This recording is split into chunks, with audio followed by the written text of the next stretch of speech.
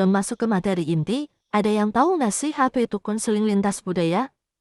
Konseling lintas budaya atau dikenal juga dengan konseling multikultural dapat diartikan sebagai suatu hubungan konseling yang melibatkan konselor atau orang yang memberi penyuluhan dan klien atau orang yang menerima penyuluhan yang keduanya itu berasal dari latar belakang yang berbeda.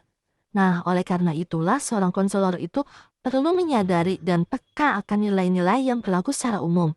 Disinilah pentingnya nilai etika dalam konseling lintas budaya. Nah, yang menarik dalam konseling lintas budaya ini adalah pada proses konselingnya dilakukan sesuai perspektif budaya antara konseli dan konselor. Selain itu, seorang konselor multikultural harus memiliki sikap, pengetahuan, dan keterampilan yang mudah diterima oleh berbagai kalangan masyarakat.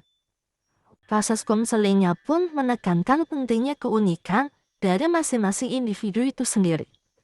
Dan yang terpenting adalah dilarang mendiskriminasi latar belakang suatu suku, ras, budaya, dan agama yang dianut oleh konselingnya. Jadi, komunikasi yang tepat menjadi kunci utama dalam tercapainya tujuan proses konseling. Selain itu, komunikasi yang tepat atau beretika bertujuan untuk mengurangi kesalahpahaman atau ketidakpastian seseorang yang bisa menimbulkan suatu konflik lintas budaya. Nah, jika seorang konselor tidak memperhatikan pentingnya suatu etika dalam komunikasi, rawan terjadi beberapa kesalahpahaman seperti yang pertama itu perbedaan bahasa. Contohnya kata pasar. Masyarakat di Jawa mengartikan pasar sebagai tempat untuk melakukan transaksi jual beli. Sementara di Medan, pasar memiliki arti jalan raya. Nah, jika kata pasar memiliki arti jalan raya, masyarakat Medan menyebut pasar tradisional dengan kata pajak. Dan masyarakat di Jawa mengartikan kata pajak sebagai pungutan wajib yang harus dibayarkan kepada pemerintah. Kemudian yang kedua ada stereotip. Banyak masalah yang terjadi di sekitar kita ketika kita memahami orang lain berdasarkan stereotip atau stigma masyarakat yang ada, bukan individu secara khusus. Misalkan stereotip orang Medan. Nah, terkadang tuh banyak orang yang menganggap bahwa orang Medan itu terkesan lebih tegas, lebih galak, atau sering menggunakan nada suara yang tinggi ketika berbicara. Dan yang ketiga adalah kesalahan terjemahan.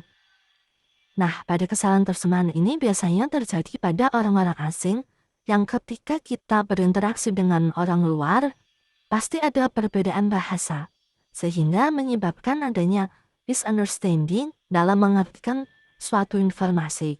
Jadi kita sebagai warga Indonesia dan calon konselor multikultural yang berasal dari berbagai budaya, berbagai ras yang beragam, tentu kita harus toleransi dan perlu mengatur strategi dalam menangani suatu konflik.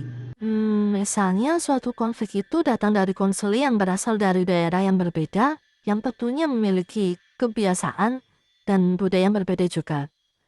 Dan mungkin beberapa kebiasaan budaya itu kurang tepat atau merupakan suatu hal yang baru bagi kita. Contohnya pada budaya orang Batak. Nah, orang Batak ini memiliki peraturan ketika akan menikahkan anak-anak mereka berdasarkan marga. Jadi ada aturan khusus terkait marga yang harus diperhitungkan sebelum terjadinya prosesi pernikahan. Atau bisa juga kebiasaan masyarakat Jawa yang mempertimbangkan hari atau bulan kelahiran para calon mempelainya. Nah, tentunya kita harus peka dan menghargai adanya aturan-aturan dan kebiasaan tersebut. Kita tidak bisa menyalahkan keyakinan mereka dan memaksakan kehendak kita kepada mereka. Itu tadi beberapa materi yang bisa saya sampaikan. Semoga bisa bermanfaat bagi teman-teman, dan mohon maaf apabila terjadi beberapa kesalahan. Wabillahi taufiq wal hidayah. Wassalamualaikum warahmatullahi wabarakatuh.